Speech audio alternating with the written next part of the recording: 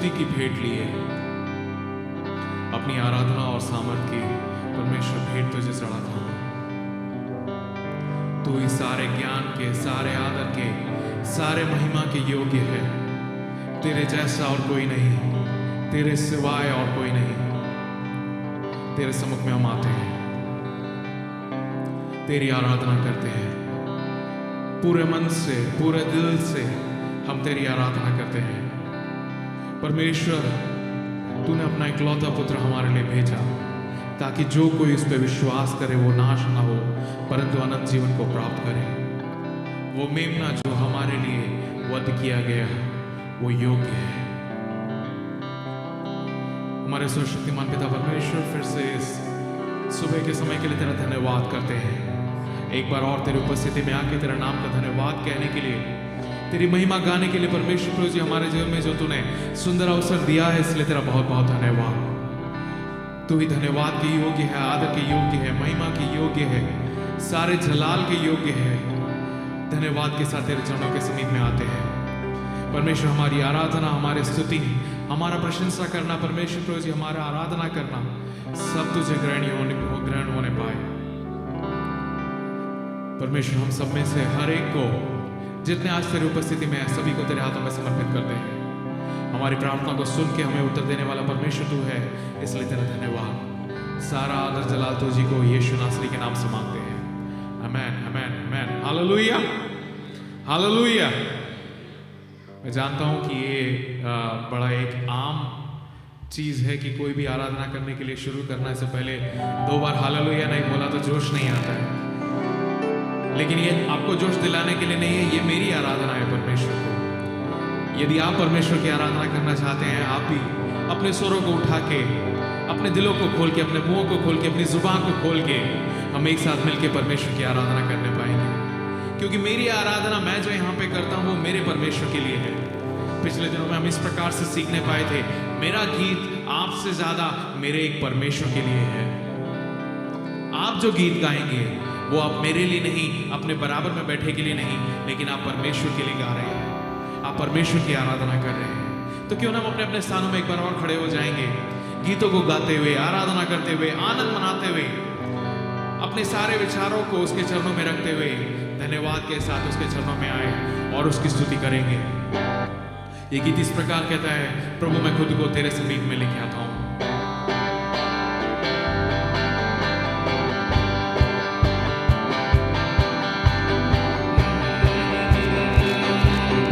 प्रभु मैं खुद को तेरे करीब लाऊं और तेरे नाम को धन्य कहूं। प्रभु मैं खुद को तेरे करीब लाऊं और तेरे नाम को धन्य कहूं। तू ही योग्य है, आदर के योग्य है, महिमा मिले तुझे और आराधना भी। तू ही योग्य है, आदर के योग्य है, महिमा मिले तुझे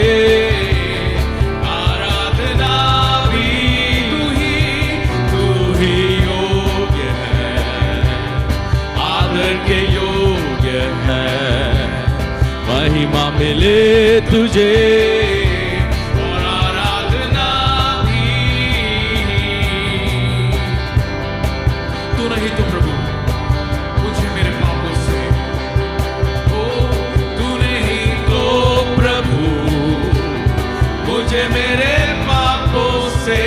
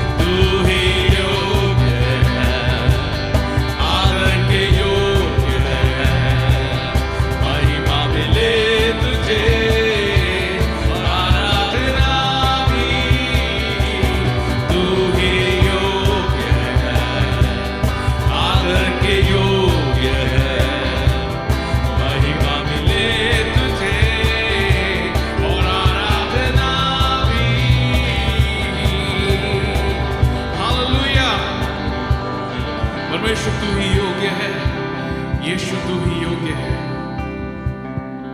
जिस प्रकार प्रकाशित वाक्य में वो परमेश्वर का दास दर्शन देखता है, जब वो वहां था उसने आवाज सुनी, कौन है जो इस मोहरों को खोलने के योग्य है?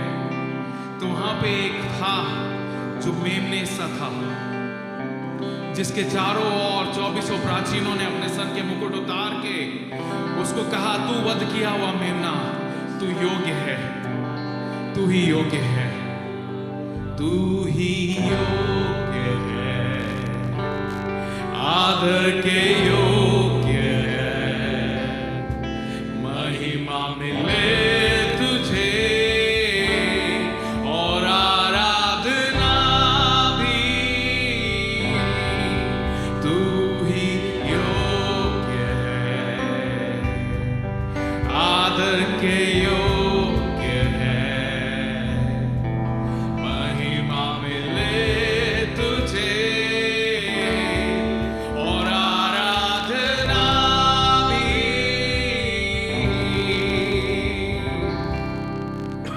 सारे आदर और सारे महिमा, सारे प्रशंसा की योग्य है वो एकमात्र परमेश्वर है।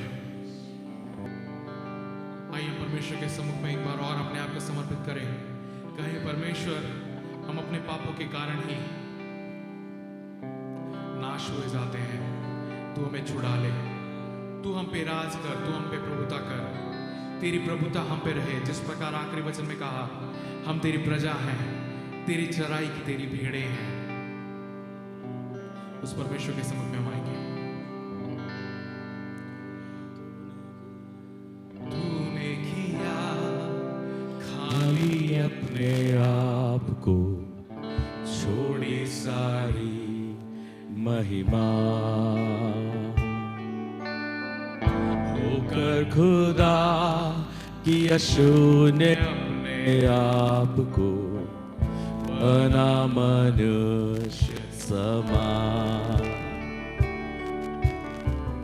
बनने किया खाली अपने आप को, छोड़ी सारी महिमा,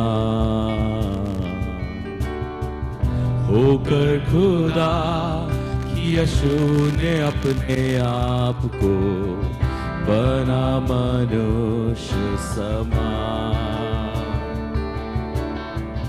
बन गया दास समान, मृत्यु सही, हाँ मृत्यु क्रूश की, और हुआ सबसे महान। तू राज करे, तू राज करे, तू राज करे सारी दुनिया पे, घुटने टीके सारे घुटने टीके, घुटने टीके यीशु नाम के लिए। तू राज करे, तू राज करे, तू राज करे सारी दुनिया पे, घुटने टीके सारे घुटने टीके, घुटने टीके यीशु नाम के लिए। तू राज करे, तू राज करे, तू राज करे सारी दुनिया पे, घुटने टीके सारे घुटने टीके, घुटने टीके यीशु नाम के लिए। तू राज करे, तू राज करे, तू राज करे सारी दुनिया पे, घुटने टीके सारे घुटने टीके, घुटने टीके यीशु नाम के लिए।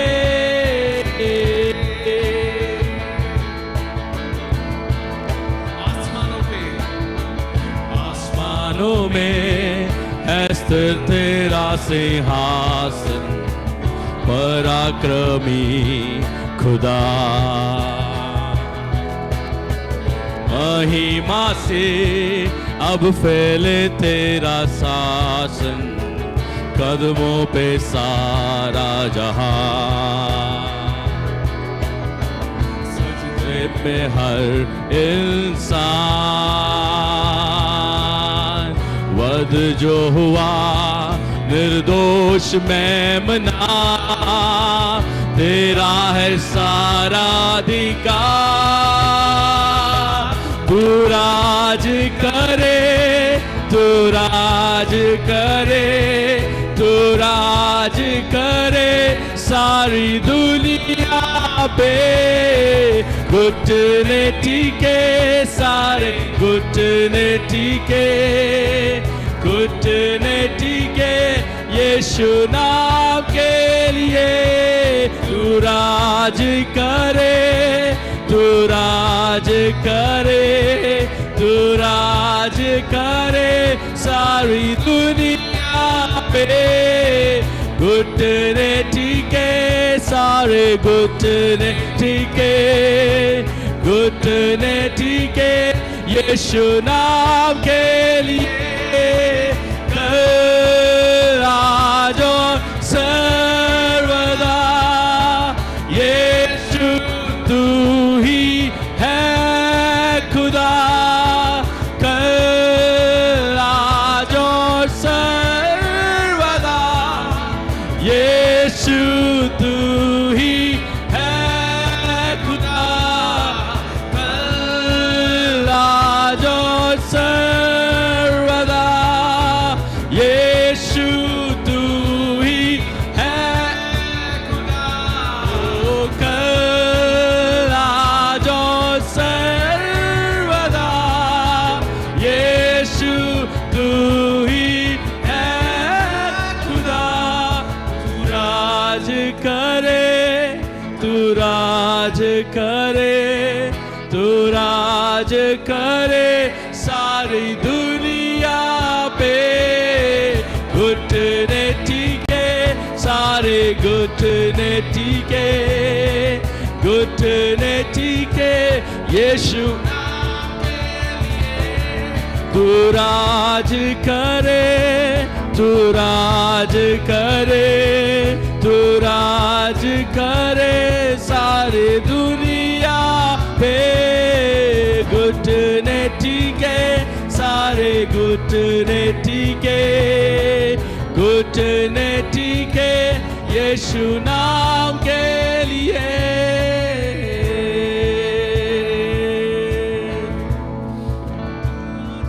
तू राज करे।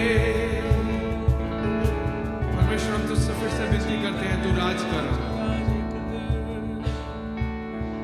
जैसे पृथ्वी में, जैसे आसमानों में तेरा राज है, वैसे हमारे बीच में, हमारे हृदयों पे तेरा राज आने पाए।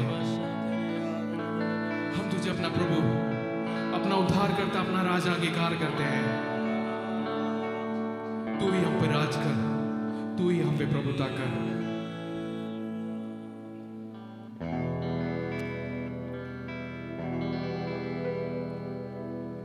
ले चल मुझे, ले चल मुझे तेरे सिंहासन के पार, ले चल मुझे, ले चल मुझे, ले चल मुझे तेरे सिंहासन के पार, ले चल मुझे।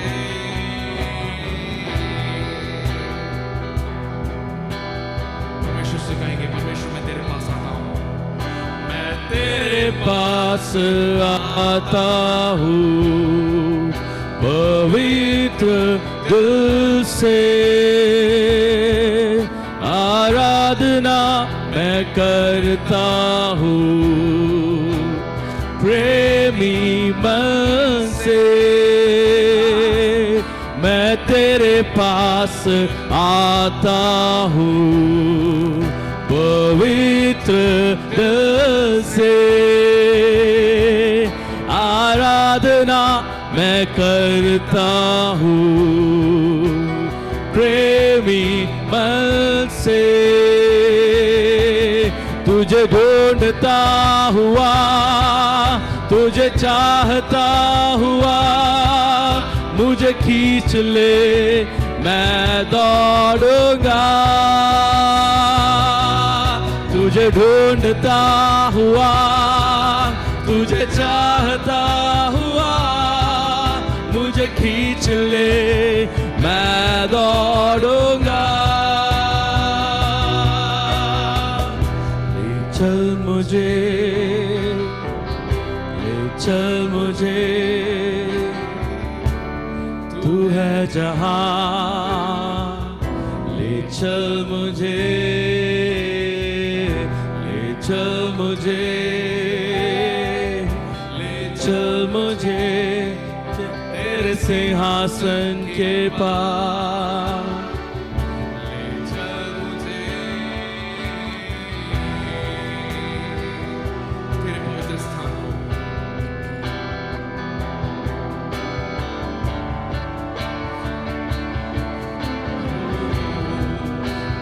तेरे पवित्र स्थान में तू मुझे ले चल, तुझे देखना मैं चाहता हूँ हर घड़ी हर पल। तेरे पवित्र स्थान में तू मुझे ले चल, तुझे देखना मैं चाहता हूँ हर घड़ी हर पल। तुझे ढूंढता हुआ, तुझे चाहता हुआ, मुझे खींच ले मैं दौड़ूंगा। तुझे ढूंढता हुआ, तुझे चाहता हुआ, मुझे खींच ले मैं दौड़ूंगा। जैसे हिरनी पानी के लिए प्यासा मैं भी हूँ तेरे लिए। जैसे हिरनी पानी के लिए प्यासा मैं भी हूँ तेरे लिए। तुझे ढूंढता हुआ, तुझे चाहता हुआ, मुझे खींच ले मैं दौड़ूंगा। तुझे ढूंढता हुआ, तुझे चाहता हुआ, मुझे खींच ले मैं दौड़ूंगा। ले चल मुझे, ले चल मुझे, तू है जहां, ले चल मुझे, ले चल मुझे, ले चल मुझे तेरे सिंहासन के पास। ले चल मुझे।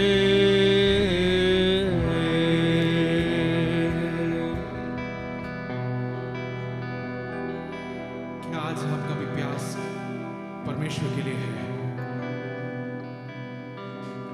गीतकार कहता है जैसे हिरनी पानी के लिए प्यासी है, परमेश्वर मैं भी तेरे लिए प्यासा हूं। क्या ये हमारे जस्ट लफ्ज है या फिर ये हमारे दिल की पुकार है? जैसे हिरनी पानी के लिए प्यासा मैं भी हूं तेरे लिए।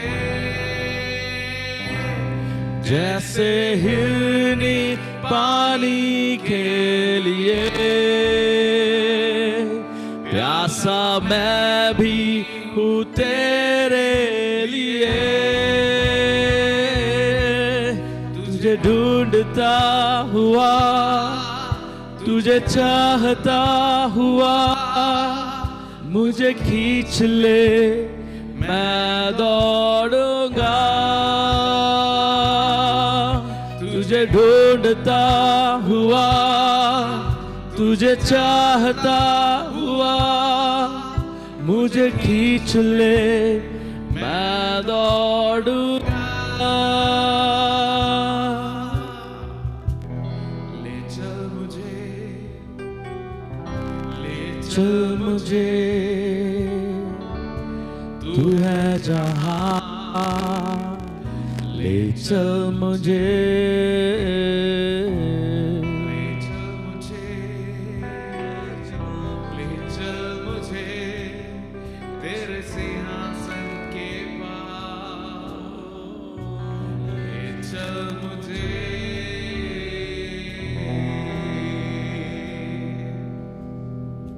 परमेश्वर तेरे से फिर से इस सुबह प्रार्थना करते हैं, तेरे सिंहासन के पास हमें ले चल। तू जहां है परमेश्वर प्रभु जी, वहां पे जीवन है। तू जहां पे है परमेश्वर, वहां तेरा प्रेम है परमेश्वर, वहां तेरा छुटकारा है परमेश्वर। उसके लिए हम तेरा धन्यवाद करते हैं परमेश्वर। फिर से तेरे प्रेम को महसूस करते हुए, तेरे प्रेम को अपने जीवन में अंगीकार करते हुए, तुझे अपना प्रभु मानते हुए, तुझे अपना राजा, तुझे अपना परमेश्वर अंगीकार करते हुए परमेश्वर फिर से आगे बढ़ना तो हमें सिखा। तेरी आत्मा हमसे बात करने पाए परमेश्वर, हमारे मार्ग में हमारी अगुवाई करने पाए। ऐसी एक प्रार्थना के साथ इस सुबह के समय हम तेरे चरणों के समीप आते हैं परमेश्वर। फिर से तू अपनी इच्छा के अनुसार हमें चला, अपने दास के द्वारा हमसे परमेश्वर अपनी वाणी हमें सुना परमेश्वर। प्रार्थना और विनती करते हैं परमेश्वर प्रभु जी, हमारे हृदयों से बातचीत कर परमेश्वर। जहाँ जहाँ परमेश्वर मरम्मत की ज़रूरत है, जहाँ जहाँ परमेश्वर प्रभु जी हमें दीवार खड़ा करने की ज़रूरत है, वहाँ दीवार बनाने के लिए, जहाँ पे दीवारें तोड़ने की ज़रूरत है, वहाँ दीवारें तोड़ने के लिए तू मदद और सहायता कर। तेरी इच्छा के अनुसार, तेरी दया के अनुसार एक ही दिन आगे बढ़ने में फिर से तुम्हारी मदद और सहायता कर। तूने हमारी प्रार्थना को सुना, इसलिए धन्यवाद। सारा जलाल तुझी को यीशु के नाम में मांगते हैं, आमीन आमीन। अपने स्थानों में बैठ जाइएगा, परमेश्वर आपको आशीष दे।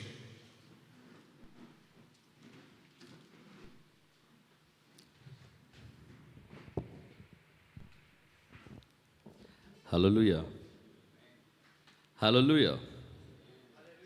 परमेश्वर पिता का धन्यवाद हो। परमेश्वर ने हमें फिर से उसकी उपस्थिति में उसकी आराधना और स्तुति करने के लिए हमें इकट्ठा किया, और उसके नाम की महिमा करने के लिए परमेश्वर ने हमें ज़िंदा रखा। ये ना ही हमारी कोई खूबी है, ना ही हमारी कोई लियाकत है कि हम आज यहाँ पर है ना। यहाँ पे कोई भी ऐसा बोल सकता है कि ये मेरी खूबी है?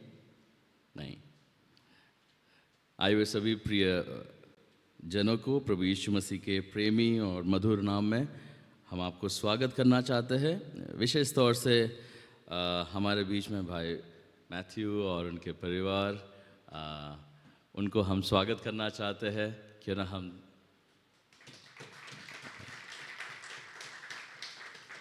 धन्यवाद।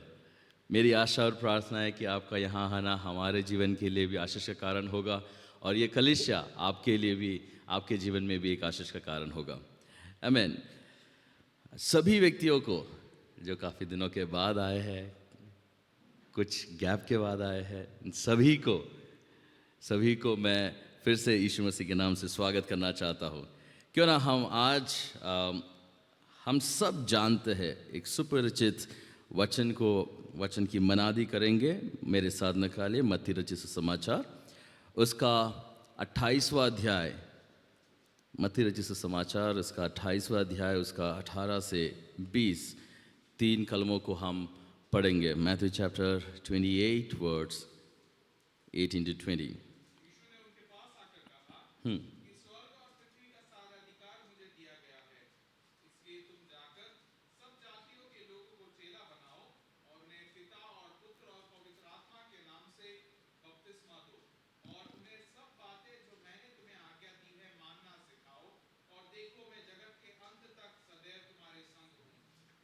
आमीन। पढ़े गए वचन के लिए हम परमेश्वर का धन्यवाद करते हैं।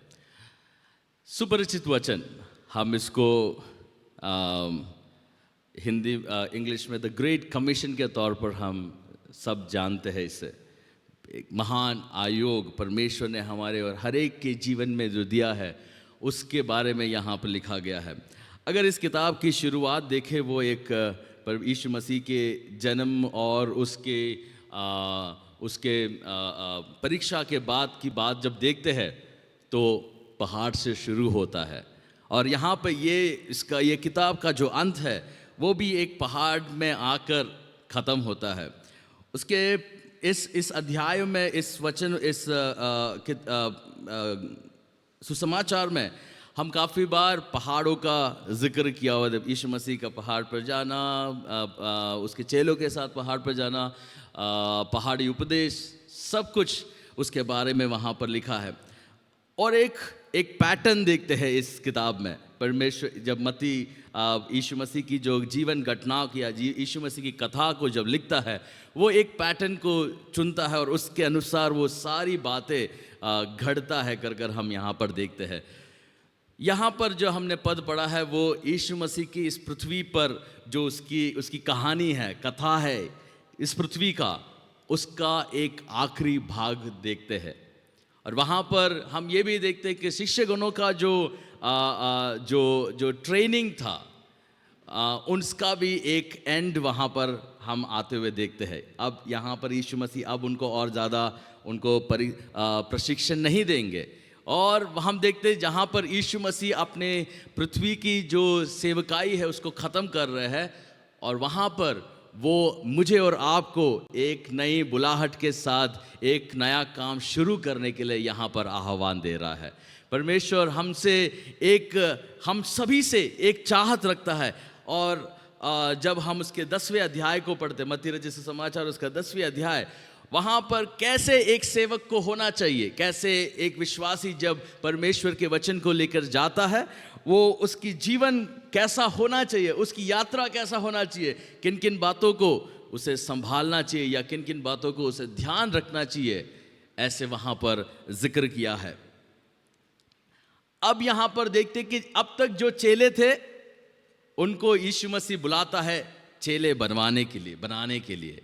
अब तक जो यीशु मसीह के पीछे चल रहे थे उनको यीशु मसीह एक नई उद्देश्य दे रहा है, एक नया पर्पस दे रहा है कि क्या करना है, उनको अब पीछा नहीं करना है, उनको अब जाना है। उनको लोग अब इनके पीछे चलेंगे, लोगों को परमेश्वर की क्रूस की ओर लेके आने के जिम्मेदारी के साथ यहाँ पर देखते हैं। अब तक यीशु मसीह जिनके साथ चलता था उनसे यीशु मसीह कह रहा है अब तुम जाओ, और यीशु मसीह जो काम तुमने मुझे करते हुए देखा है वो काम तुम भी करो।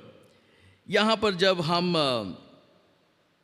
इन बातों को जब देखते, यीशु मसीह कहता है कि अब मैं तुम्हारे साथ नहीं रहूँगा, पर यीशु मसीह फिर से एक और वादा करता है कि उसके आखिरी दुनिया के अंत तक, युग के अंत तक, इस काल के अंत तक मैं तुम्हारे साथ रहूँगा। वो शारीरिक रूप से साथ रहने की बात नहीं कर रहे, पर आत्मिक रूप से उसकी उपस्थिति मेरे और आपके जीवन में रहेगी कर यहाँ पर वादा करते हैं। और ये वादा जो है यीशु मसीह तभी कर सकता है जब वो पूर्ण खुदा हो।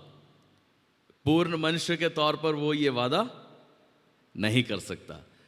जितने भी लोग कहते हैं कि यीशु मसीह परमेश्वर नहीं है, जो भी लोग कहते हैं कि यीशु मसीह परमेश्वर का केवल एक अवतार है, उन सारे क्लेम्स को डिस्प्रूव करते हुए यीशु मसीह यहाँ पर एक बड़ा क्लेम करता है कि मैं हर समय हर पल तुम्हारे साथ रहूँगा।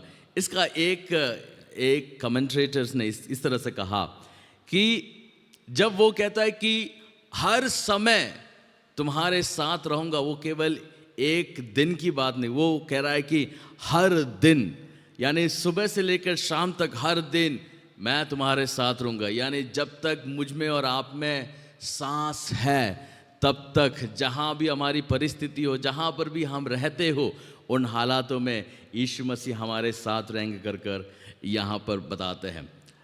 आज का जो बात मैं आपको बताना चाहता हूँ वो 3 बातें हैं। 3 वचनों में से 3 बातें परमेश्वर हमसे बोलता है, परमेश्वर हमारे जीवनों में करना, हमारे जीवन से अपेक्षा रखता है।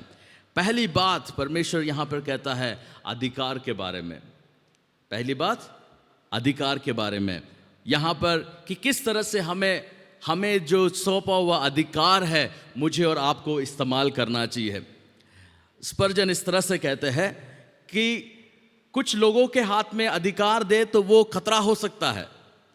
हाँ, कुछ लोगों के हाथ में अगर अधिकार दे तो खतरा हो सकता है, पर यदि परमेश्वर के हाथ में जो अधिकार है वो अनेकों के लिए आशीष का कारण बन सकता है। आमीन। और फिर वो कहता है उससे वो अधिकार, सारा अधिकार उससे मिले और उसे जो वो चाहे वो पूरा करे, क्योंकि वो ऐसा कुछ भी नहीं करेगा जो सही नहीं है। यीशु मसीह के बारे में कह रहा है कि उसका जो उसके हाथ में जो अधिकार दिया है वो कभी दुरुपयोग नहीं होगा, वो सही ढंग से होगा। और वही इस पूरे अध्याय में या पूरे वचन में मत्ती रचित सुसमाचार जो है उसमें पूरे में हम यीशु मसीह के अधिकार के बारे में देखते हैं। यीशु मसीह ने कहा मैं सारा अधिकार मुझे दिया गया है, और हमसे कह रहा है कि वही अधिकार इस्तेमाल कर क्या करना है, हमें उसके बताए हुए राह में चलना है और उसने जो उद्देश्य या उसने जो काम हमें सौंपा है उसको पूरा करना है। अगर जब हम मत्ती रचित सुसमाचार उसका 7वें अध्याय में देखते, यीशु मसीह जब प्रचार करते थे वो अधिकार से प्रचार करते थे, जो भी सीख देते थे वो अधिकार से देते थे, लोगों को चंगाई देते थे अधिकार से वो चंगाई देते थे, लोगों की पाप की माफ़ी जब यीशु मसीह देते थे वो भी अधिकार से देते थे।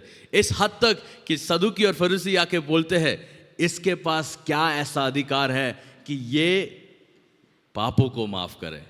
उस अधिकार में यीशु मसीह उसकी बुलाहट को, उसकी उद्देश्य को जानते हुए उस पृथ्वी पर रहता है।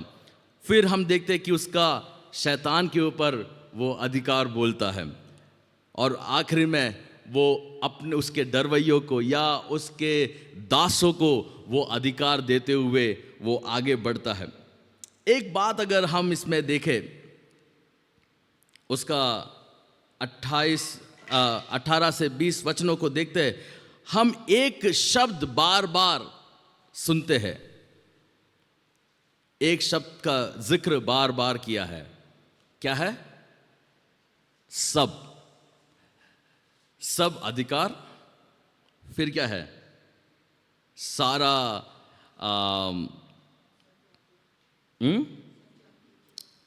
सब, सारी बातें, सब जातियों के लोग, सब बातों में, और आखिर में सदा यानी सब दिनों में। एक खास बात वहां पर यीशु मसीह बता रहे कि हर एक बात में मेरे और आपके जीवन में ऐसी कोई भी पहलू नहीं है जहां पर यीशु मसीह कार्य ना करता हो। ऐसा कोई भी पहलू नहीं है जहां पर उसका अधिकार ना चलता हो। सारे देशों में, सारे जातियों में, सारी बातों पर और सारे जीवन के हर दिनों में यीशु मसीह मेरे और आपके जीवन में कार्य करता है, और उसका अधिकार उन हर बातों में है कर देखते हैं। यीशु मसीह ने वही अधिकार मुझे और आपको दिया है। मैं और आप जब इस पृथ्वी पर उसके चेले कहलाते हैं, मैं और आप जब उसके डरवैये कहलाते हैं, मैं और आप जब उसके विश्वासी कहलाते हैं, यीशु मसीह मुझसे और आपसे चाहता है कि हम बिना डरे उस अधिकार का इस्तेमाल करें। कितनी बार ऐसा हुआ है हमारे जीवन में कि ये अधिकार होने के बावजूद भी हम डरते डरते जीवन जीते हैं। कितनी बार ऐसा हुआ है कि इन सारे अधिकारों को हमारे जीवन में परमेश्वर ने बरसाने के बाद भी हम पाप के सामने एक डरपोक जीवन जीते हैं, शैतान के सामने एक डरा हुआ जीवन जीते हैं। मैं काफ़ी बार ये एग्जाम्पल इस्तेमाल करता हूँ। यदि मेरे पापा इस शहर के DIG है या कमिश्नर है, मैं कैसे चलूँगा? चौड़ में चलूँगा। मैं किसी की परवाह नहीं करूँगा। मुझे पता है कि हम उत्तर भारत में, मुझे पता है मेरा बाप कौन है। हम उस अधिकार से चलते हैं। अधिकार मेरा नहीं है, पर मुझे पता है मेरे पिताजी, मेरे पापा क्या कर सकते हैं, उनका क्या अधिकार है। पर मैं और आप जब इस पृथ्वी पे जीते हैं, और वही परमेश्वर ने जब मुझे और आपको बोला है कि सारा अधिकार मुझे दिया गया है, और तुम कौन है? मेरे बेटे हैं, मेरे बेटियां हैं। और हमसे परमेश्वर की अपेक्षा क्या है? कैसे चलने के लिए? थके मांदे, हारे हुए, निराश होकर, दुखी होकर, मुंह चढ़ाकर, ऐसे जीवन जीने के लिए परमेश्वर ने बुलाया। मैं ये नहीं बोल रहा कि ये सब आपके, मेरे और आपकी ज़िंदगी में नहीं आएगा। मेरे और आपकी ज़िंदगी में परेशानियां आएगी, मेरे और आपकी ज़िंदगी में दुख की अवस्थाएं आएगी, मेरे और आपकी ज़िंदगी में निष्फलताएं आएगी। पर उस निष्फलता के हालात में मैं और आप ये नहीं भूलना चाहिए कि मेरा और आपका पिता कौन है। उस हालातों में जब मैं और आप ऐसी हालातों से गुजरते हैं, उस समय जब हमारे सामने असंभव बातें होती है, तो मैं और आप ये नहीं भूलना चाहिए, मैं और आप जिस परमेश्वर की आराधना करते हैं उसके पास सारा अधिकार है। वो सब पर राज करने वाला राजाओं का राजा है, वो प्रभुओं का प्रभु है। उसके पास मैं उसका बेटा होने के नाते मुझे सिर्फ एक ही काम करना है, उस पर भरोसा करना है, क्योंकि उसकी जानकारी के बिना मेरे जीवन में कुछ भी बातें हो नहीं सकती। बार बार मैं कहता हूं कि परमेश्वर ने कितना परमेश्वर का वचन कहता है कि उसकी जानकारी के बिना मेरे सर का एक बाल भी नहीं गिरेगा। मैं सोचता हूँ मेरा सर से जब बाल गिरा होगा, मेरे बारे में कितनी बार परमेश्वर ने याद किया होगा। आप लोगों से ज़्यादा मुझे परमेश्वर ने याद किया होगा, क्योंकि इतने सारे जड़ गए, परमेश्वर बार बार सोचा होगा। जरा सोच के देखो, आप लोग बोल रहे होंगे कि गंजा है, पर मैं बोलता हूँ मुझसे ज़्यादा, आपसे ज़्यादा मुझे परमेश्वर प्यार करता है। परमेश्वर मेरी और आपकी उन छोटी छोटी बातों पर भी ध्यान रखने वाला परमेश्वर है। वो केवल हमसे प्यार करने वाला परमेश्वर नहीं है, पर वो मुझे और आपको वो अधिकार देकर इस पृथ्वी पर रखा है ताकि मैं और आप परमेश्वर के सच्चे प्रतिनिधि हो जाए, परमेश्वर के सच्चे राजदूत हो जाए। क्या फ़ायदा एक राजदूत का अगर वो किसी देश में जाता और उसको ये नहीं पता उसके पास क्या अधिकार है? क्या फ़ायदा अगर एक राजदूत को अपने एक देश में, दुश्मन देश में भेज दिया है और उसको नहीं पता कि वो किस राज का प्रतिनिधि है? मैं और आप इस पृथ्वी पर कैसे जीते हैं? मैं और आप जब हमारी रोजिंदा जिंदगी जीते हैं, तो क्या हम उस हालात को सोचते हुए, उस अधिकार को समझते हुए जीते हैं, या इन सारी बातों को बिल्कुल नजरअंदाज कर कर ऐसे जीवन जीते कि काश कोई मदद करने आ जाए? काफी बार मुझे उन लोगों को देखकर दुख होता है कि कोई ऐसे जब बोलता है, काश मेरे सर पे किसी ने हाथ रखकर प्रार्थना किया होता। मैं बोलता वो कहावत है ना, मलयालम में एक ऐड आता है,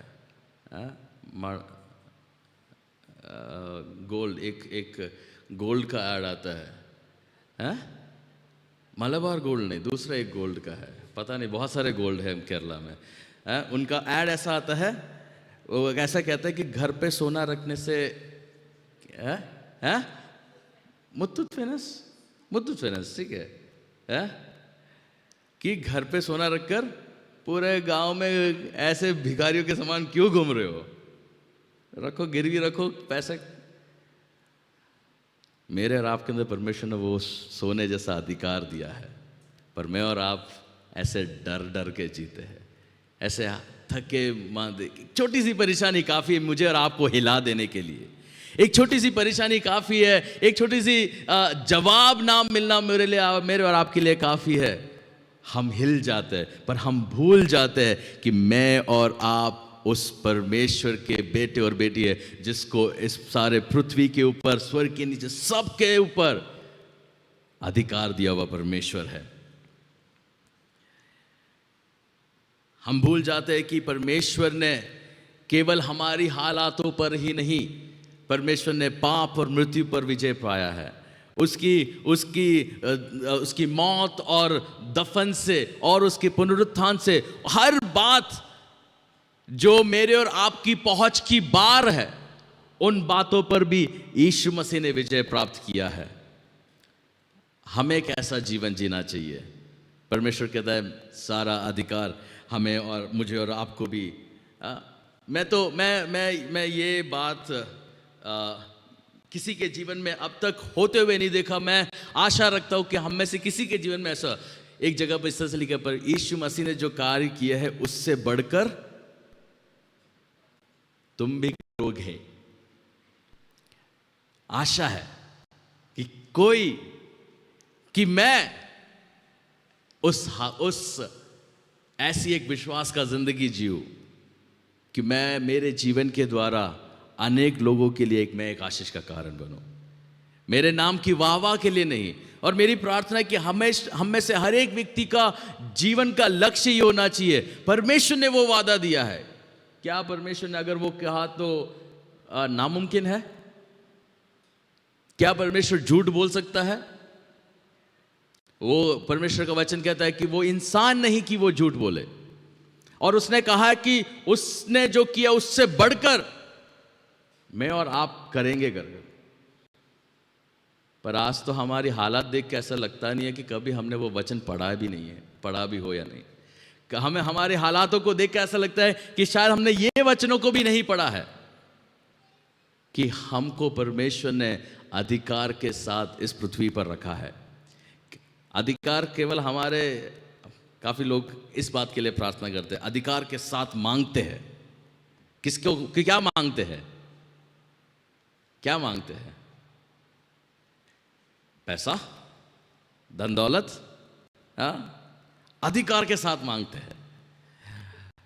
मैं कोई नहीं होता उनको जज करने वाला, पर यहां पे जो अधिकार दिया है वो उसका एक स्पेसिफिक पर्पस है। ये कि मैं उस अधिकार के साथ चौराहे पर खड़ा रहूं और बोलूं कि मेरा परमेश्वर जिंदा है। वो अधिकार जिससे मैं किसी को बोल सकूं कि यीशु मसीह में ही उद्धार है। वो अधिकार जहां पर मैं बोल सकूं, एक व्यक्ति जो मृत्यु की ओर बढ़ रहा है, एक व्यक्ति जो पाप की ओर बढ़ रहा है, एक व्यक्ति जो नरक की ओर बढ़ रहा है, मैं अधिकार के साथ बोल सकूं कि यीशु मसीह तुझे उस नरक की हालत से बचा सकता है। वो अधिकार से मैं बिना शंका करके बोल सकूं कि तेरे जीवन का उद्धार केवल यीशु मसीह में है। अगर मैं और आप मसीह कहलाते हैं तो मेरे और आपके अंदर भी मसीह का वो स्वरूप होना चाहिए, मसीह का वो स्वभाव मेरे अंदर होना चाहिए। और मसीह का स्वभाव क्या है? वो प्रेम है, वो प्यार है, और वो दुनिया के हर एक लोगों से प्यार करता है। जितना उसने मुझसे प्यार किया उतना ही लोगों से उसने प्यार किया है। और वो पतरस की दूसरी पतरस उसका 3 अध्याय उसके 9वें वचन में देखते हैं, उसकी इच्छा ये है, वो लोगों से इतना प्यार करता है कि उसकी इच्छा ये है, वहां पे इस तरह से लिखा है, प्रभु अपनी प्रतिज्ञा के विषय में देर नहीं करता जैसे देर कुछ लोग समझते हैं, पर तुम्हारे विषय में धीरज धरता है और नहीं चाहता है कि कोई नष्ट हो, वरन ये कि सबको मन फिराने का अवसर मिले। वो मुझसे और आपसे इतना प्यार, केवल मुझसे और आपसे ही नहीं, मेरे पड़ोसियों से इतना प्यार करता है, मेरे साथ काम करने वालों से इतना प्यार करता है, मुझसे जो घृणा करते उससे उतना प्यार करता है। और वो कहता है कि यीशु मसीह का आगमन में देरी का कारण क्या है? कि कहीं कोई छूट ना जाए।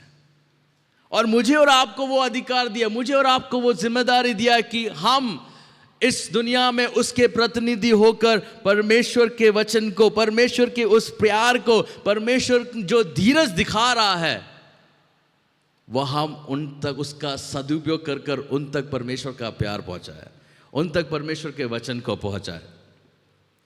जब हम प्रेरितों के कृत्यों को पढ़ते हैं, वहाँ पर हम देखते हैं कि ये सारे जितने भी कलीसियाएँ हैं शुरुआत की, उन सब ने परमेश्वर की उस अधिकार में रहकर, परमेश्वर की प्रभुता के अधिकार में रहकर उन्होंने कार्य किया। और हम देखते हैं उन सारी कलीसियाओं में अद्भुत काम होते हुए, उन सारी कलीसियाओं में परमेश्वर के लिए महिमा के कारण बड़े बड़े काम होते हुए देखा। आज सवाल हमसे है, हम किसके अधिकार में काम करते हैं? हमारा काम जो हम करते हैं किसके अधिकार में रह के करते हैं? हम खुद के बल से करते हैं, हमारे हारी हुई हालात को लेकर करते हैं, या हम परमेश्वर के अधिकार में रहकर परमेश्वर की सेवा करते हैं? जितना भी हम खुद के बल से करेंगे हम निष्फल होंगे। यदि हम हमारे तालंतों पर भरोसा रखकर करेंगे हम निष्फल होंगे। यदि हमारे क्वालिफिकेशन के आधार पर हम काम करेंगे पक्का निष्फल होंगे। यदि हम परमेश्वर पर आश्रय रखते हुए उसके कार्य में हम लगे रहेंगे, परमेश्वर विजय देगा, परमेश्वर हमें उसमें बढ़ोतरी देगा। अगला बात जो परमेश्वर यहाँ पर बताता है, एक अभियान के बारे में। पहले एक अधिकार के बारे में परमेश्वर यीशु मसीह बताता है, यहाँ पर एक अभियान के बारे में यीशु मसीह कहता है। वो कहता है एक कार्य परमेश्वर मुझे और आपको देता है। उसके 19 और 20 के पहले भाग में जब हम पढ़ते वहाँ पर यीशु मसीह मुझे और आपको एक कार्य सौंपता है। स्पर्जन इस तरह से कहता है कि यीशु मसीह ने ऐसे व्यक्तियों से, ऐसे चेलों से जाने के लिए बोला जो परफेक्ट नहीं थे। कैसे व्यक्तियों से बोला? कैसे व्यक्तियों को बोला जाने के लिए? जो परफेक्ट नहीं थे। हम लोग सब ये इंतजार कर रहे हैं कि हम परफेक्ट बन जाए, हमारी जिंदगी अब सब बढ़िया हो जाए, उसके बाद हम क्या करेंगे? सेवा करेंगे। पर अगर इन चेलों की बात देखें, पतरस को उठा के देखो, फटाक से गुस्सा करने वाला, हाँ, हड़बड़ी करने वाला। उसको बोला क्या काम सौंपा उसको? जाके लोगों को चेला बनाने के लिए। फिर यूहन्ना, वो तो और भी हड़बड़ी करने वाला। वो बोलता है थोड़ा सा बात क्या नहीं हुआ, बोले परमेश्वर स्वर्ग से आग और अभी बरसा लेते हैं, बिजली खड़काएंगे अभी हम। ऐसे लोगों को। और थोमा, यीशु मसीह खुद सामने खड़ा, फिर भी बोला मैं नहीं मानता, मुझे टच करके देखना है। ऐसे शंका वाले दिल वाला थोमा को, इन लोगों को यीशु मसीह कहता है जाओ और चेला बनाओ। हम किस खूबी के लिए इंतजार कर रहे हैं? हम किस बात के लिए इंतजार कर रहे हैं? मेरे और आपकी लायकात हमें इसके लिए क्वालिफाई नहीं करता, मेरी और आपकी बुलाहट इसके लिए क्वालिफाई करता है। मेरी और आपकी काबिलियत हमें इस काम के लिए क्वालिफाई नहीं करता है। परमेश्वर मेरी और आपकी अवेलेबिलिटी को देखता है। क्या मैं और आप परमेश्वर के लिए तैयार है उसके कार्य करने के लिए?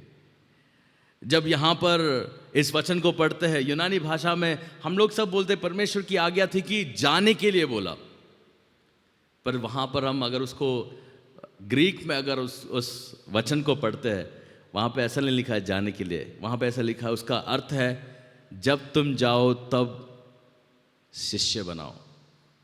जो अभियान परमेश्वर ने मुझे और आपको दिया है वो शिष्य बनाने का है।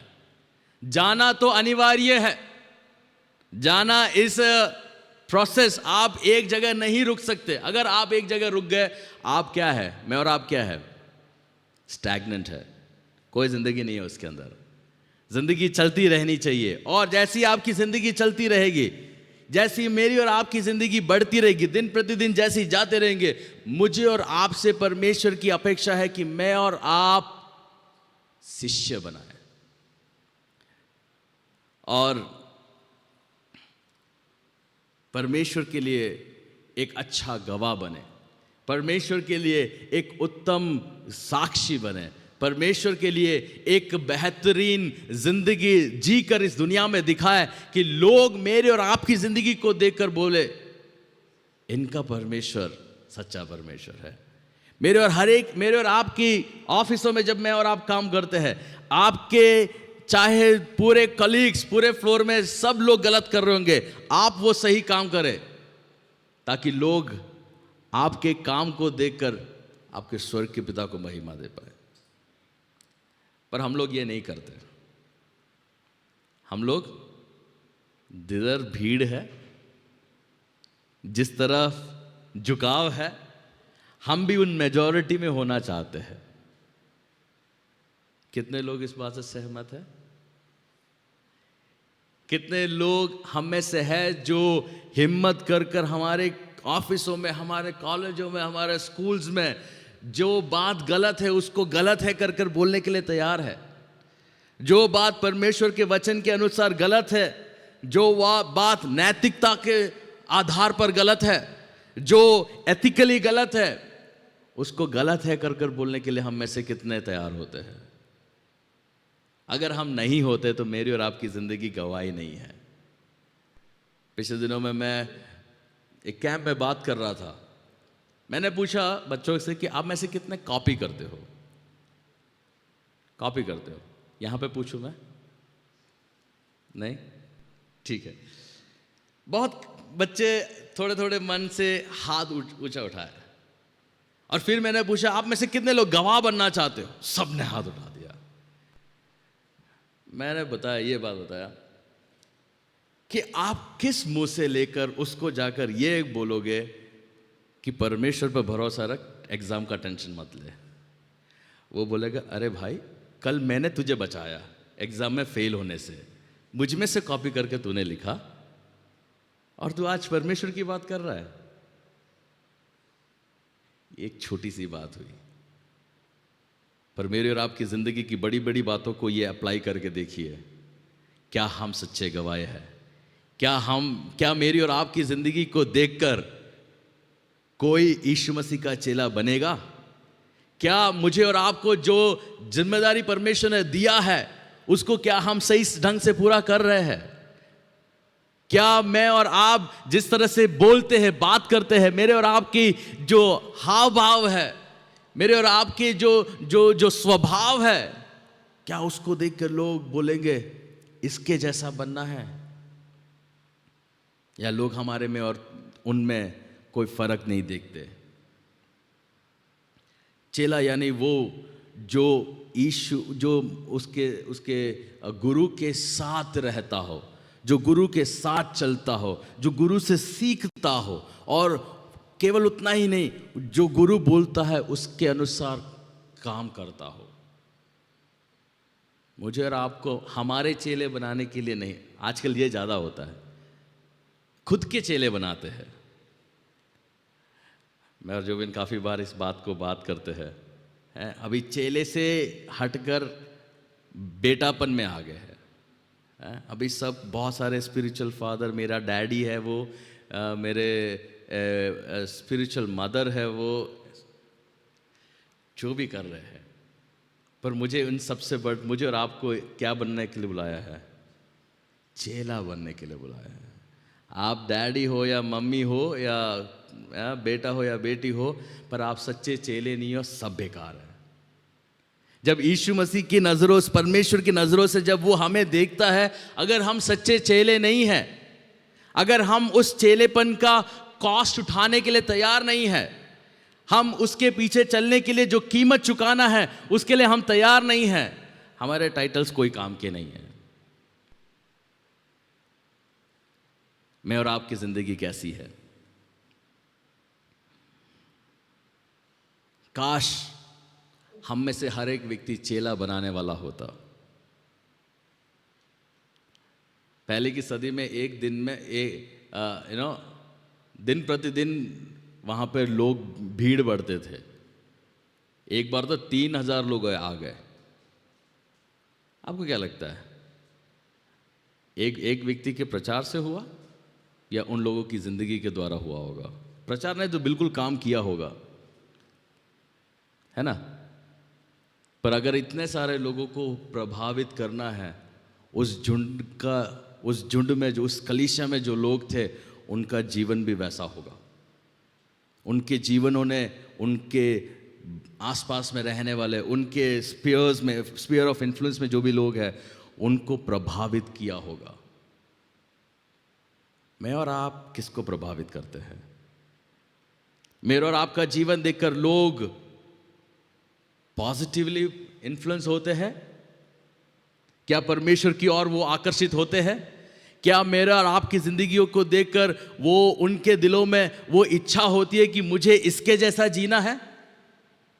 अगर नहीं है तो मैं और आप एक अच्छे गवाह नहीं है, मैं और आप एक अच्छे चेले नहीं हैं। तीसरी बात वो कहता है, वो एक अनुबंधन, एक अग्रीमेंट, एक वादा परमेश्वर मुझसे और आपसे करता है। वो केवल जब 2 या 3 लोग उसके नाम से इकट्ठा होते तब हमारे बीच में नहीं है। वो मेरी हर एक हालातों में, हर परिस्थिति में, मैं चाहे मेरे अकेलेपन में भी, वो यीशु मसीह मेरे साथ है। और उसका वादा है कि मैं हर समय, हर क्षण तुम्हारे साथ रहूंगा।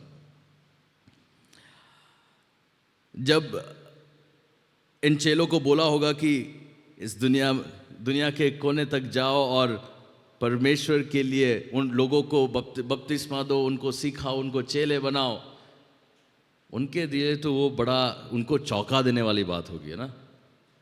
ऐसे लोगों से बोला जो शायद उनके गांव छोड़कर कहीं गए नहीं है। ऐसे लोगों को बोला जो उनके उस प्रांत को छोड़कर कहीं गए नहीं है। उनके कंधों पर परमेश्वर ने एक बड़ी जिम्मेदारी रखी कि जाओ चेला बनाओ। शायद हताश हो गए होंगे। हमको भी जब ऐसे कलीसिया बोलते कुछ काम करने के लिए, हम भी थोड़े बहुत हिल जाते हैं, पर साथ साथ में उनकी वो हताश हालात के बीच में परमेश्वर एक वादा देता है, मैं तुम्हारे साथ चलूंगा। अगर यीशु मसीह मेरे और आपके साथ है, हमारी ज़िंदगी की कोई भी परेशानी क्यों ना हो, कोई भी समस्या क्यों ना हो, किसी भी हालत की में क्यों ना हो, मैं और आप उस हालात से गुजर पाएंगे। मैं और आप बिना हारे, बिना थके, बिना हताश हुए उस परेशानियों को, उस समस्या के ऊपर विजय प्राप्त कर पाएंगे। जब हम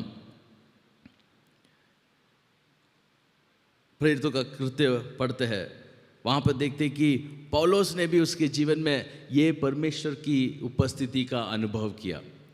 पर पौलुस को परमेश्वर ने, परमेश्वर की अगुवाई के अनुसार वो कुरिन्थ में कलीसिया शुरू करने के लिए गया था। वहाँ पे समस्याएं हुई, वहाँ पे दिक्कतें हुई, पर वहाँ पर उस हालात के बीच में, वो परिस्थिति के बीच में परमेश्वर ने, यीशु मसीह ने उनको उसको एक दर्शन दिया। वहाँ पर यीशु मसीह उस परिस्थिति के बीच में आकर मिले और वहाँ पर इस तरह से कहता, प्रेरितों के कृत्य उसका 18वां अध्याय उसके 9 से 10 में वहाँ पर इस तरह से लिखा, प्रभु ने एक रात दर्शन के द्वारा पौलुस से कहा, मत डर, वरन कहे जा और चुप मत रह, क्योंकि मैं तेरे साथ हूँ और कोई तुझ पर चढ़ाई कर कर तेरी हानि ना करेगा, क्योंकि इस नगर में मेरे बहुत से लोग हैं। इन सब का कॉन्टेक्स्ट क्या है पता है? मैं और आप परमेश्वर की सेवा के लिए परमेश्वर ने बुलाए गए हैं। ये सब अधिकार इस्तेमाल करना, परमेश्वर का उपस्थिति मेरे साथ रहना, इन सब के पीछे एक कारण है कि मैं और आप लोगों तक परमेश्वर का सुसमाचार पहुंचाने के लिए मुझे और आपको बुलाया गया है। उसके लिए मुझे अधिकार दिया है। उसके लिए परमेश्वर ने वादा किया कि मैं तुम्हारे साथ रहूंगा। वो अभियान के लिए परमेश्वर ने मुझे और आपको निमंत्रण किया है। और उसकी उपस्थिति, जब वो कहता है मैं तुम्हारे साथ रहूंगा, उसका मतलब है वो एक विशेष अधिकार है मेरे और आपका एक सौभाग्य है कि परमेश्वर जो राजाओं का राजा, वो कहता है मैं तुम्हारे साथ रहूंगा। जो प्रभुओं का प्रभु है, जिसने सारी सृष्टि को बनाया है, वो मेरे और आपके साथ, जब मैं परमेश्वर के लिए एक कदम उठाने के लिए तैयार होता हूँ, जब मैं परमेश्वर के लिए एक अच्छा गवाह बनने के लिए तैयार होता हूँ, वो कहता है तुम्हें मुश्किलें आएगी पर मैं तुम्हारे साथ रहूंगा। तुम किससे डरोगे? मुश्किलों से डर के रहोगे या उसमें आनंद मनाओगे कि उस हालात में परमेश्वर मेरे साथ है? परमेश्वर का वादा सच्चा है, वो बेकार का वादा नहीं करता। जब इस बात को जब मैं बोलता हूँ, मुझे मेरे मन में परमेश्वर एक और वचन बता रहा है। प्रेरितों के कृत्य उसकी आखिरी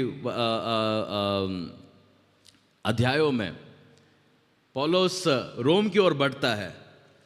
उसके राह में आंधी और तूफान आते, उसका जहाज टूटने के लिए है। सब हताश होते, लोग उसके साथ जो भी है वो भूखे हैं, खाना नहीं खा रहे, डिप्रेस हो रहे, सब हो रहे, जो आजकल हम देखते हैं। कुछ भी समस्या है, खाना नहीं खाते, डिप्रेस हो जाते हैं, किसी से बात नहीं करते हैं, और क्या क्या हो रहा है? सब हल्ला हो रहा है अंदर अंदर। कितने दिनों से उन्होंने खाना नहीं खाया। हम भी ऐसा करते हैं ना, करते हैं। और पौलुस वहां पर आकर उस रात को परमेश्वर उस आंधी और तूफान में पौलुस के पास ही परमेश्वर का दूत आता है, और दूसरे दिन आके वो बोलता है जिस परमेश्वर की मैं उपासना करता हूं, वो अधिकार, वो हौसला, वो कॉन्फिडेंस मुझे और आपको होना चाहिए। जिस परमेश्वर की मैं आराधना करता हूं, जिस परमेश्वर को जिससे मैं प्रार्थना करता हूं, जिस परमेश्वर की मैं स्तुति करता हूं, वो इस आंधी और इस तूफान में उसके बीच में मेरे पास आया। उसकी उपस्थिति का मतलब उसका सुरक्षा, उसकी उपस्थिति का मतलब उसकी सामर्थ मेरे और आपके साथ चलना, उसकी उपस्थिति का मतलब उसकी वो शांति उन हालातों में मुझे और आपको देना। कौन ऐसे शांत हो सकता है जब आपके इर्द गिर्द जमीन ना हो, सिर्फ पानी पानी हो, और आप एक जहाज में हो जो टूटने पर है, और आप एक ऐसे आपके आसपास आंधी और तूफान आ रहे हैं, अंधकार है, सब कुछ आशा का बिल्कुल एक किरण भी नहीं है। ऐसे हालात में शांत कौन बैठ सकता है? वो जिसके साथ परमेश्वर हो, वो जिसके साथ परमेश्वर की उपस्थिति चलती हो, वो जिसका भरोसा परमेश्वर के ऊपर हो। वो कह सकता है कि यदि मैं मौत की तराइयों से भी मैं गुजरूं, मैं नहीं डरूंगा, क्योंकि मेरा परमेश्वर मेरे साथ है। मैं और आप जब लोगों से परमेश्वर की बातें कहते हैं, मैं और आप जब यीशु मसीह के बारे में सुसमाचार जब लोगों से कहते हैं, हम डरते हैं क्योंकि हम ये बात को महसूस नहीं करते कि वो शुभ संदेश देने के अधिकार परमेश्वर ने मुझे और आपको दिया है। और उतना ही नहीं, उस हालात में चाहे कुछ भी हो जाए, मेरा और आपका परमेश्वर मेरे साथ है। पिछले दिनों में मैं सैम और उनके बॉस के साथ जब हम बैठ रहे थे, पिछले हफ्ते भी मैंने वो बताया, हम ये समझने की कोशिश करते हैं कि आजकल लोग सुसमाचार का प्रचार क्यों नहीं करते। आजकल लोग विश्वासी परमेश्वर के लिए एक अच्छा गवाह क्यों नहीं बनते। सबसे पहले तो डर, क्या होगा अगर मैं यीशु मसीह के बारे में कहूंगा तो। दूसरा, उनके प्रतिकरण क्या होगा। तीसरा, क्या होगा अगर वो उस बात का तिरस्कार कर दे। हम उन बातों में सोचते, हम उन सारी बातों में भूल जाते हैं मुझे और आपको परमेश्वर ने अधिकार के साथ बुलाया है। हम भूल जाते हैं कि परमेश्वर ने मुझे और आपको इसी काम के लिए इस पृथ्वी पर रखा है। हम भूल जाते हैं कि परमेश्वर ने वादा किया है कि मैं और आप इन हालातों से जब गुजरे, जब लोग मेरी बातों की तिरस्कार करते हैं, जब लोग आपके बताए हुए सुसमाचार को तुच्छ गिनते या उसके कारण आपको परेशानी पहुंचाते हैं, उन हालातों में मेरा और आपका परमेश्वर मेरे साथ खड़ा होगा। परमेश्वर ने मुझे और आपको उसके सहकर्मी के तौर पर, को-वर्कर्स के तौर पर बुलाया है। मेरी और आपकी बुलाहट ये है। यानी परमेश्वर कोई एक किसी बॉस के समान दूर अपने ऑफिस के क्यूबिकल में बैठा होगा और तुम मजदूरी करते हुए, वो नहीं, ऐसा वाला नहीं। वो परमेश्वर जो मेरे और आपके साथ हाथ मिलाकर काम करना चाहता है। क्या आज मैं और आप तैयार हैं? क्या मैं और आप परमेश्वर के उस महान आयोग को पूरा कर रहे हैं? मैंने एक कहानी इस तरह से सुना था।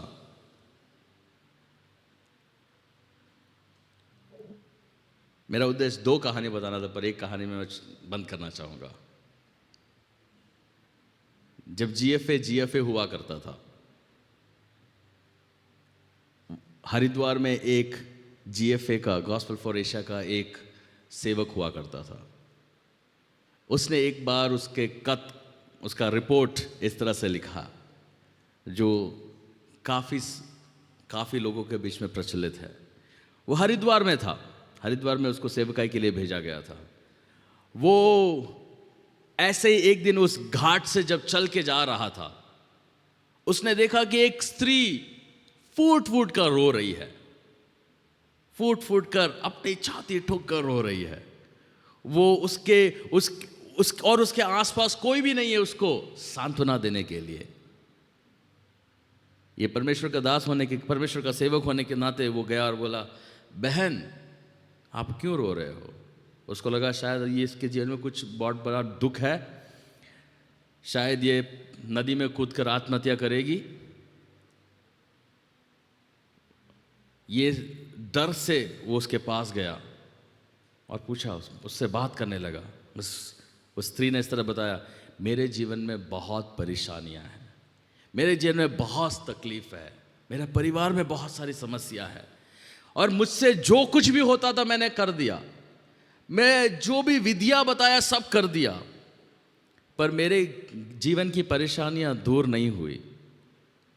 आखिरी में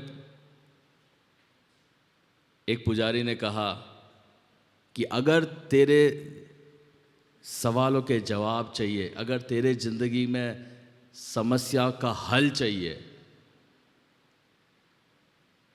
तो तेरे जो बच्चा है उससे बलिदान करना पड़ेगा। तेरा जो बच्चा है उसको बलिदान करना पड़ेगा। हमने सब कुछ करके देखा पर कुछ जवाब नहीं मिला, और मैं अभी यहां पर खड़ी रह के इसलिए रो रही हूं कि मैंने मेरे बच्चे को इस पानी में अभी अभी बहा दिया, जिंदा। तो वो सेवक ने पूछा, अरे तुम्हारे जीवन के समस्या के लिए कुछ नहीं करना है, यीशु मसीह पर विश्वास करना है, यीशु मसीह पर भरोसा करना है, उसे अपने दिल में स्वीकार करना है, मुंह से अपने पापों को कबूल करना है, बस। वो बहन और जोर से रोने लगी। वो फूट फूट कर रोकर बोले, आप आधे घंटे पहले कहां थे? आधे घंटे पहले आप कहां थे? यदि आधे घंटे पहले ये शुभ संदेश मैंने सुना होता तो मेरा बच्चा जिंदा होता। यदि आधे घंटे पहले आप हिम्मत कर कर मेरे पास आते तो मैं आज मेरे बच्चे को इस तरह से मैं बलिदान नहीं देती। क्या मैं और आप किसी की जिंदगी में आधे घंटे लेट पहुंचे हैं क्या? जरा हमारे जीवन को परख के देखिए, किसके लिए हम आधे घंटे लेट हैं, किसके लिए हम एक क्षण लेट हैं। मेरे और आपको परमेश्वर ने उस जिम्मेदारी के साथ बुलाया है। हमें केवल सिर्फ आशीषों को प्राप्त कर कर अपने लिए जिंदगी जीने के लिए नहीं बुलाया है, मुझे और आपको दूसरों के लिए एक आशीष का कारण होने के लिए बुलाया है। मेरे और आपकी बुलाहट, मेरे और आपकी जिंदगी के द्वारा अनेक लोग जो निस्सहाय है, उन्होंने सब कुछ कर दिया है पर उनको पता नहीं अब क्या करना है। वो बस एक आशा की बात सुनने के लिए इंतजार कर रहे हैं। हम लोग क्या कर रहे हैं? हम अभी भी डरपोकों के समान जी रहे हैं कि हम उस अधिकार का इस्तेमाल कर कर उन लोगों को जो नाश की ओर बढ़ रहे हैं, जो अपने आप को हानि पहुंचा रहे हैं, जो अलग अलग तरीके से अपनी जिंदगियों को बर्बाद कर रहे हैं, शैतान की उन झूठ को सुनकर वो अपने और खुद को और समाज को और उनकी हर बातों को नष्ट कर रहे हैं, क्या मैं और आप उनके लिए खड़े रहेंगे? क्या मैं और आप उस बुलाहट को पहचानेंगे? मुझे और आपको परमेश्वर ने उन व्यक्तियों के जीवन में कार्य करने के लिए बुलाया है। चुप रहना बड़ा आसान है, पर पौलुस को परमेश्वर कहता है मत डर, तू कहे जा, तू जो कह रहा था कहता जा, मैं तेरे साथ हूं।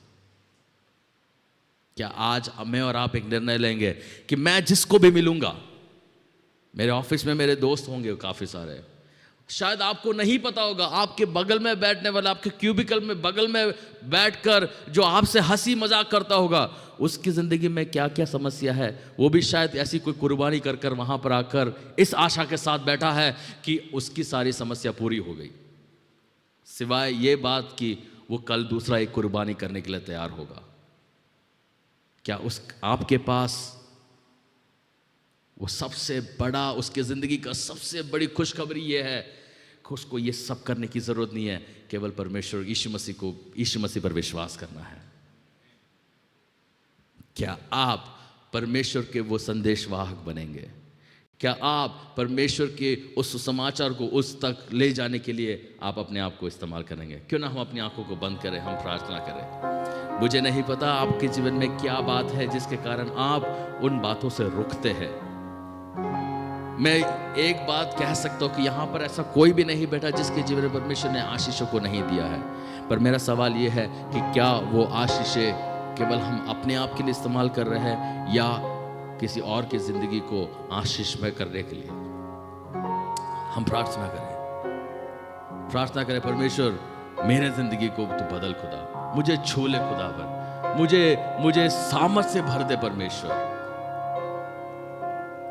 ताकि मैं कोई भी मेरे गैर मौजूदगी के कारण अपनी ज़िंदगी में इतना बड़ा लॉस उनके जीवन में ना हो। मेरे चुप रहने के कारण खुदा वो कभी नरक में ना जाए, मेरे चुप रहने के कारण खुदा कोई भी नाश ना हो जाए।